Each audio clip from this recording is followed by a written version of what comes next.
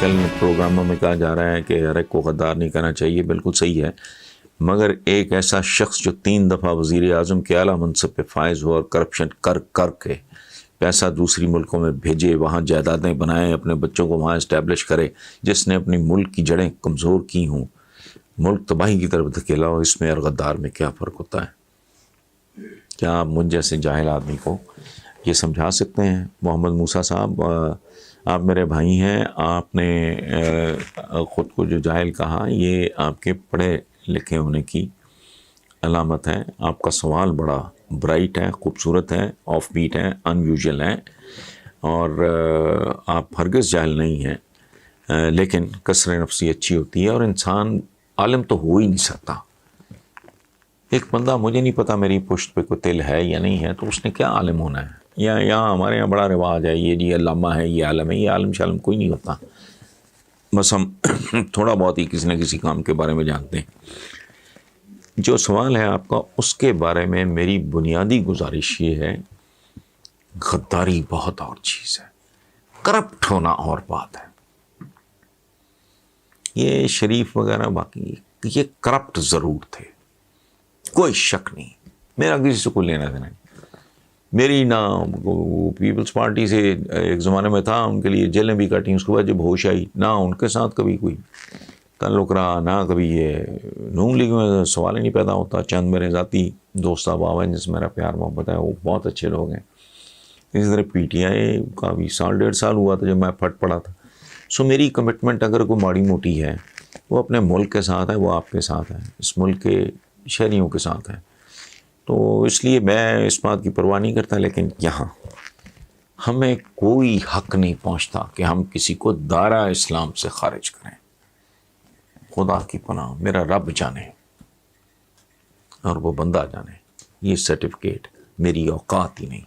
سو غداری and to be corrupt, بے شمار جاپنیز پرائم منسٹرز فارغ ہوئے کرپشن کے چکر میں، کبھی کسی نے ان کو غدار نہیں کہا، تو اس سے احتراز کرنا چاہیے۔ باقی جو آپ کی مرضی۔ انتہا یہ ہے کہ جو خالص بادشاہت ہوتی ہے، اگر شیر شاہ سوری جیسا بادشاہ ہو، خالص بادشاہ، تلوار کے زور پہ آیا ہوا، وہ بھی ہندوستان کو کہاں سے کہاں لے جاتا ہے۔ یہ میں نہیں کہہ رہا، یہ انگریز مورخین نے کمپلیمنٹ شیر شاہ سوری کو، مثلاً ایک یہ ٹوئن بھی ہیں یا ریمز میور، اب مجھے نام ایگزیکٹلی نہیں یاد، لیکن جملہ مجھے نہیں بھولتا کبھی۔ انہوں نے کہا شیر شاہ سوری کی ایڈمنسٹریشن ایسی تھی کہ آدھی رات کا وقت، ذرا جملے پہ غور کریں، آدھی رات کا وقت، گھنا جنگل، بوڑھی عورت تنہا اور سونا اچھالتی گزرتی تھی، تو کسی میں ہمت نہیں تھی کہ اس کی طرف آنکھ اٹھا کے دیکھیں۔ سو اس کو ہم اگر سادہ پیرے سے بیان کریں، دوسری بات یہ ہے کہ ویسٹرن ڈیموکریسی ہمارا نظام نہیں ہے۔ ہمارے ہاں خلفائے راشدین جو 4 تھے، ان کے بعد جب یہ امیر معاویہ نے ملوکیت میں تبدیل کر دیا، بیٹے کو یزید کو نومینیٹ کر دیا، وہاں کہانی ختم ہو گئی۔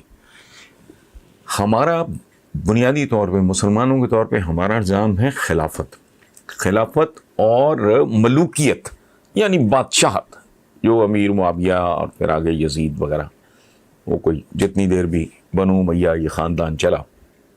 اس میں فرق یہ ہے کہ خلافت میں آپ فیر طریقے سے بیعت لیتے ہو، اقتدار میں آنے سے پہلے لوگ آپ کے ہاتھ میں بیعت کرتے ہیں، اقتدار میں آتے ہیں۔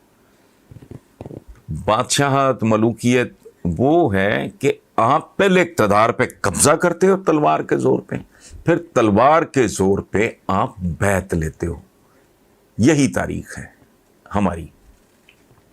جو خلفائے راشدین جو 4 ہیں ہمارے، ان کے بعد پھر بگڑتا چلا گیا۔ سو موٹی بات میں عرض یہ کروں کہ اصل کہانی ہے نظام کو جو چلاتے ہیں، اگر وہ سنسیئر ہیں، اگر وہ کمیٹڈ ہیں، ادروائز کوئی نظام نہیں ہے۔ اگر وہ چور ہیں، ڈاکو ہیں، لٹیرے ہیں، انہوں نے باہر جائیدادیں خریدنی ہیں، باہر فورن بینکس میں انہوں نے اپنے اکاؤنٹس رکھنے ہیں، اور بظاہر اگر ان کا اربوں روپے کی پراپرٹی پاکستان میں بھی ہو تو عرب ان کے لیے اٹھنیاں چمنیاں ہی ہیں.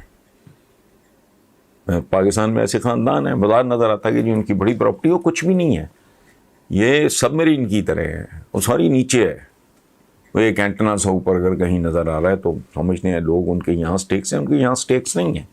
پاکستان کے بہت سے خاندان ایسے ہیں جن کا اصل سارا کچھ باہر ہے. یہاں چونکہ انہوں نے حکومتیں کرنی ہوتی ہیں, اس لیے انہوں نے یہاں اپنا ڈنڈا ڈیرا رکھا ہوتا ہے.